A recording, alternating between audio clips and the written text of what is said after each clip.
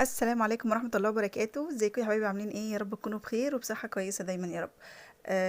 عاملين ايه؟ بصوا، النهاردة ان شاء الله هنعمل مع بعض فيديو حلو جدا. زي ما انتم شايفين كده هنعمل مع بعض دي ايه؟ السمان. عارفين السمان؟ ابن عم الحمام. طبعا هو والحمام متقاربين جدا من بعض زي ما احنا عارفين، وهنعمل جنبه رز بالكركم والكاري وقطع الفراخ حلو جدا برضو نتقدم معاه. ويلا نبدأ الفيديو بتاعنا ونشوف هنعمل ايه. اول حاجه هنا عملتها، حطيت قطعه من الزبده او مكعب من الزبده، ونزلت بقطع من اللحمه. انا حشيته قطع من اللحمه، طبعا لو انت ما عندكيش ممكن تحشيه كبد او قوانص عادي جدا جدا.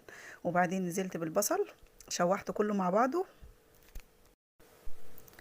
وبعدين هنزل بالتوابل بتاعتي، الملح، فلفل اسمر، كمون، وورق لوري، وهقلب كل ده مع بعض.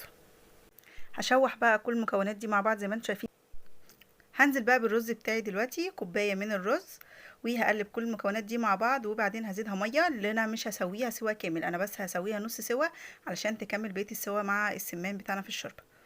وابدا بقى ايه، احط الملح بتاعي واظبط الملح، وهسيبها بقى ايه تستوي معايا. اهو بصوا استوت معايا، بقت حلوه جدا. ومعايا السمان بتاعي والخلطه بتاعتي جاهزه ان انا احشي السمان. تبداي بقى تحشيه من تحت كده وتحت الجلد طبعا. لو مش مفتوح تحطي تحت الجلد كويس برضو. وممكن بقى تكتفيه او تحطي خله زي ما انا ما عملت كده، هيساعد جدا جدا ان هو مفيش رز يخرج من السمان وتفضل متماسكه مع بعض. وبعدين هجيب ورقه من الفويل وهلف فيها السمان ده. ليه بقى؟ علشان ما يفرقعش منك في الشوربه ويفضل متحافظ على شكله.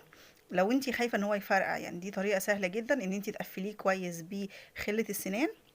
وبعدين تحطي في ورقه فويل وتقفلي حاجتك كويس، تضميهم برضو على بعض كده وتكتفيه علشان يطلع شكله حلو. اهو هلفه برضو بورقة فويل. هخلص بقى كل الكمية دي وهنيجي على الشوربة بتاعتنا. حاطه فيها، سبتها تغلي وحاطه فيها بصله ومكعب مرق دجاج وملح وكمون وفلفل اسمر، شوربه عاديه. تعالوا بقى نعمل الرز بتاعنا على ما السمان يستوي. جبت مكعب من الزبده، وهحط معلقتين كده من الزيت. وبعدين هنزل بقطع الفراخ اللي انا مقطعاها مكعبات، هشوحها كويس. وبعدين هنزل بالبصل، هشوح برضو كل ده مع بعض. وطبعا الرز البسمتي بتاعي يكون نقعاه كويس. صفيته وبرضه نزلت على الفراخ وقلبت كويس، وبدأت بقى احط كركم وكاري، مكعب مرق دجاج، ليمون مجفف، ورق لوري. لو عندك عيدان قرفة ممكن تحطي. كل الحاجات دي بقى على ذوقك انتي يعني.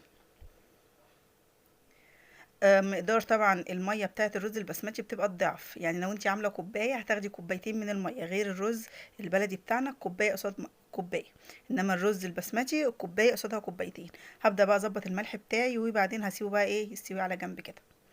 كانت خلاص السمان بتاعي استوى اهو. هبدا بقى افك من الفويل اللي عليه زي ما انتم شايفين كده، ونحمره بقى مع بعض. جبت طاسه حطيت فيها مكعبين من الزبده وشويه زيت برضه عشان الزبده ما تتحرقش. وبدأت احمر السمان.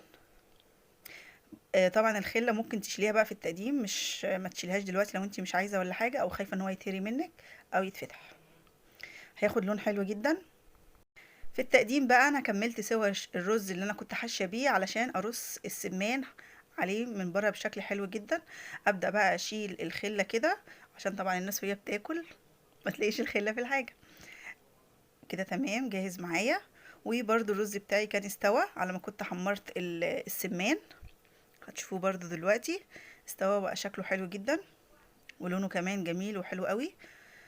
وبرضو قطع الفراخ شكلها حلو فيه ومديها طعم لذيذ. كده الفيديو بتاعنا خلص، يا رب يكون عجبكم. متنسونوش يا حبايبي باللايك.